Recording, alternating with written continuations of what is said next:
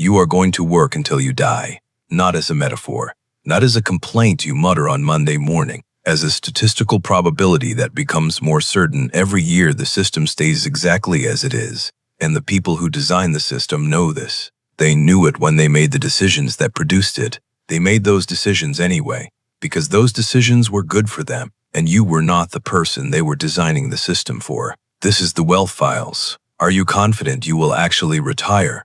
Or has that started to feel like something designed for a different generation? Drop your honest answer below. Retirement was invented in 1889 by Otto von Bismarck. He set the eligibility age at 70. Average life expectancy in Germany at the time was 45. Read that again. The retirement age was 70. Most people died at 45. Bismarck did not design a reward for a lifetime of work. He designed a pension that the majority of workers would die before collecting, a system that nearly funded itself by promising something it rarely had to deliver. The entire concept of retirement, at its origin, was a political gesture toward people who were already dead. That is what you were trying to save your way into. What followed over the next century was a genuine expansion of that promise. Life expectancy rose, labor movements organized, governments and employers built systems that actually functioned. Work 40 years, contribute, and your final years will be lived in dignity. For one generation, that promise held. Then corporations decided it was too expensive to keep. In 1980, 83% of private sector workers in the United States had a defined benefit pension, a guaranteed monthly income for life. Regardless of what markets did, the risk sat entirely with the employer. That was the deal. By 2026, that number is 15%.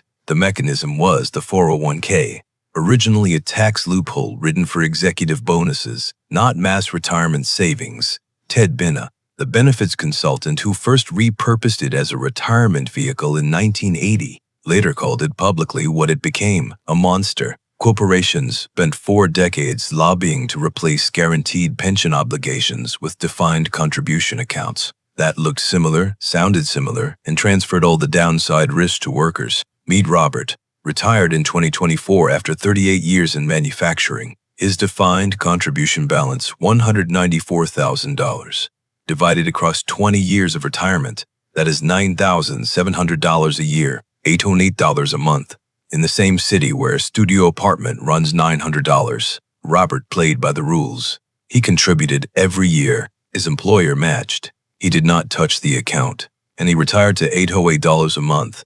Not because he failed, but because the vehicle he was handed was never designed to deliver what a pension delivered. The corporations that engineered this shift saved trillions in long-term obligations. Their shareholders benefited. Their executives kept their defined benefit plans. Robert got $808 a month. The private pension was not the only thing dismantled. The state system is deteriorating in real time, and the political response has been to pretend it is not happening. In 1945, there were 42 workers contributing to Social Security for every one person collecting it. Today, that ratio is 2.7 to 1 to approaching 2:1 by 2030, as 73 million baby boomers retire at roughly 10,000 per day. The system was designed for a ratio that no longer exists, and a life expectancy, 61 at the time, that is now 78. People collect for an average of 13 years. The math has not worked for decades. Nobody in power has chosen to fix it. The Social Security Trust Fund will be depleted by approximately 2033, triggering an automatic 23% cut to benefits, not in a distant theoretical future, in 7 years.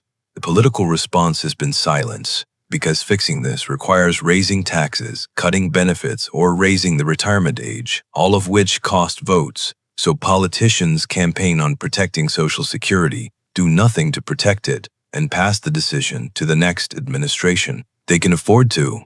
The people making that calculation are covered by government pensions, exempt from the 23% cut. The rounding error in their retirement is your entire retirement system. Even if both systems were functional, the generation that needed them most was structurally prevented from using compound interest when it matters most. At the beginning, someone investing £500 per month from age 25 retires with approximately £610,000. The same investment starting at 35 produces £295,000. Starting at 45 produces £122,000. Same money, same return. 1 decade of delay cuts the outcome in half. 2 decades cuts it to a fifth. The generation currently in their 30s and 40s did not start at 22 because they were not financially positioned to.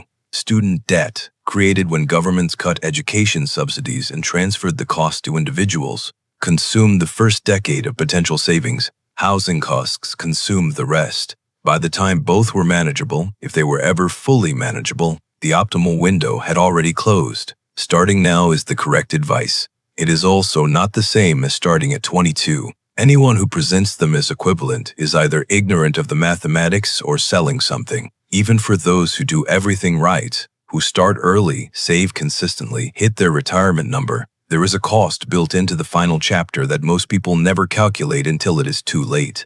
A couple retiring in the United States in 2026 will spend an estimated $315,000 on healthcare costs in retirement, on top of living costs and everything else.